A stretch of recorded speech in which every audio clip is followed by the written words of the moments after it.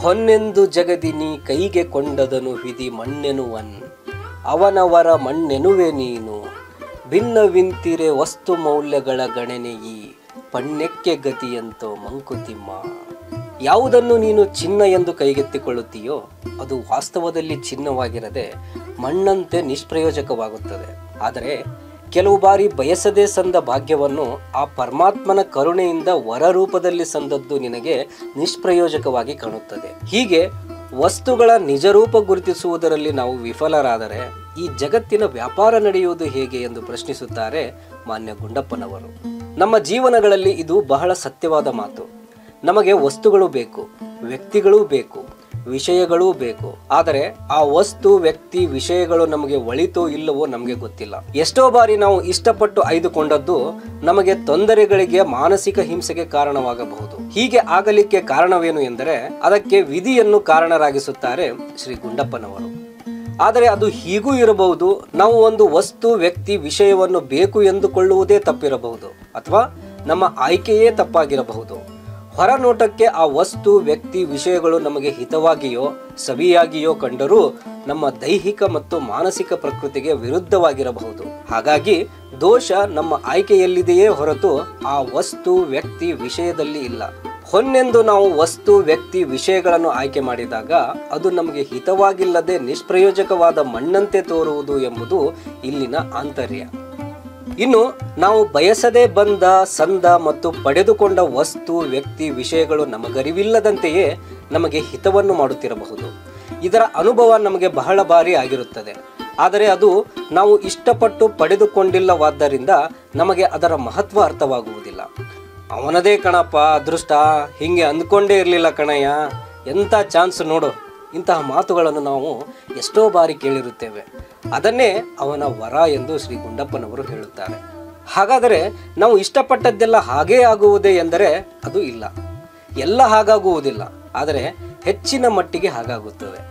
ಮೇಲ್ನೋಟಕ್ಕೆ ಎಲ್ಲ ಸರಿಯಾಗಿದೆ ಎಂದು ನಾವು ಕಂಡರೂ ಪ್ರತಿ ವ್ಯಕ್ತಿಯೂ ತಾನು ಬಯಸಿದ್ದು, ತಾನು ಪಡೆದಿದ್ದು, ಅದರಿಂದ ತಾನು ಅನುಭವಿಸುವ ಕಷ್ಟ, ಸಂಕಟ, ಜಿಗುಪ್ಸೆ ಇವುಗಳನ್ನು ತೋರ್ಪಡಿಸದೆ ಆಂತರ್ಯದಲ್ಲಿ ಅನುಭವಿಸುವುದು ಎಲ್ಲರಿಗೂ ಗೊತ್ತಿರುವ ವಿಷಯವೇ.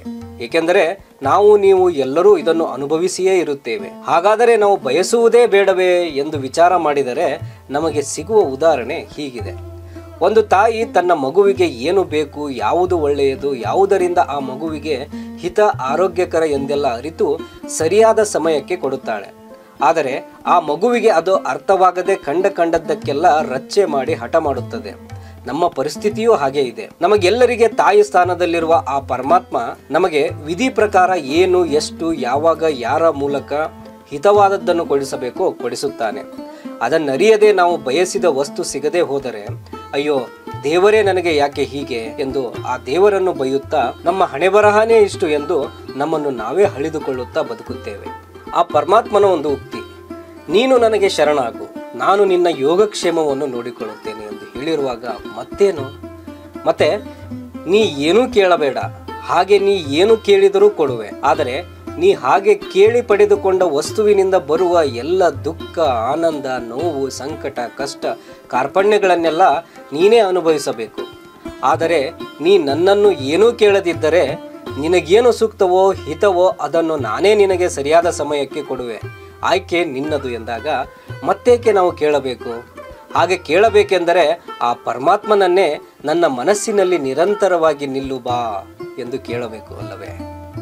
ಇನ್ನು ಹೀಗೆ ನಮಗೆ ಬೇಡದ, ಹಿತವಲ್ಲದ ವಸ್ತು, ವ್ಯಕ್ತಿ, ವಿಷಯಗಳನ್ನು ಬಯಸಿ ಅದರಿಂದ ಪಡಬಾರದ ಕಷ್ಟಗಳನ್ನು ಪಡುವಾಗ ಆ ವಿಧಿಯಿಂದ ಸಿಕ್ಕ ವಸ್ತುಗಳ ಬೆಲೆ ನಾವು ಅರಿಯದಾದಾಗ ಇಲ್ಲಿ ಜಗದ್ವ್ಯಾಪಾರದಲ್ಲಿ ವ್ಯತ್ಯಯ ಉಂಟಾಗದೆ ಇನ್ನೇನು ಎನ್ನುವ ಅರ್ಥದಲ್ಲಿ ಭಿನ್ನವಿಂತೆರೆ ವಸ್ತು ಮೌಲ್ಯಗಳ ಗಣನೆ ಈ ಪಣ್ಯಕ್ಕೆ ಗತಿಯಂತೋ ಎನ್ನುತ್ತಾರೆ ಮಾನ್ಯ ಗುಂಡಪ್ಪನವರು. ಹಾಗಾಗಿ ಸ್ನೇಹಿತರೆ, ತಾಯಿ ಸ್ವರೂಪದ ಆ ಪರಮಾತ್ಮನಲ್ಲಿ ಶರಣಾಗಿ ನಮ್ಮ ಆಸೆ ಆಕಾಂಕ್ಷೆಗಳನ್ನು ತೀರಿಸಿಕೊಳ್ಳಲು ನಮ್ಮ ಆಯ್ಕೆಯ ಮೇಲೆ ಆಧಾರ ಪಡದೆ ಎಲ್ಲವನ್ನೂ ಆ ಪರಮಾತ್ಮನಿಗೆ ಅರ್ಪಿಸಿ ನಮಗೆ ಸಿಕ್ಕ ಕೆಲಸವನ್ನು ನಿಷ್ಠೆಯಿಂದ ಮಾಡಿಕೊಂಡು ಹೋದರೆ ನಮಗೇನು ಹಿತವೋ ಅದನ್ನು ಆ ಪರಮಾತ್ಮ ನೀಡುತ್ತಾನೆ. ಅದೇ ನನಗೆ ಹಿತ ಎಂದು ಅರಿತರೆ ನಮಗೆ ಹಿತ. ಒಟ್ಟಾರೆ ಹೇಳುವುದಾದರೆ ಅಹಂಕಾರ ಬಿಟ್ಟರೆ ಹಿತ ಎನ್ನುವ ಅರ್ಥದಲ್ಲಿದೆ ಈ ಮುಕ್ತಕದ ಆಂತರ್ಯ.